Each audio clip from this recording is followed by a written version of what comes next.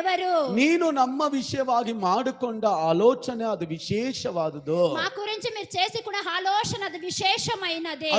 ಅದು ವಿವರಿಸಿ ಹೇಳಲು ಅಸಾಧ್ಯ. దాన్ని వివరించి చెప్పేదానికి అది అసాధ్యము. ಅದು ಅಸಂಖ್ಯವಾಗಿದೆ. అది అసంఖ్యంగా ఉంది. ಅಮ್ಮ ನೀನು ಸುಮ್ಮನೆ ವಾಕ್ಯ ಕೇಳಿ ಹೋದ್ರೆ ಅದ್ಭುತ ಪಡ್ಕೊಳಕ್ಕಾಗಲ್ಲ. నువ్వు వాక్యం ఊరికే వినిపోతే అది అద్భుతం ಪ್ರತಿದಿನ పొందుకోలేక ವಾಕ್ಯಕ್ಕೆ ನಮ್ಮನ್ನು ಒಪ್ಪಿಸಿಕೊಡಬೇಕು. ప్రతిరోజు మన వాక్యానికి ఒప్పించాలి.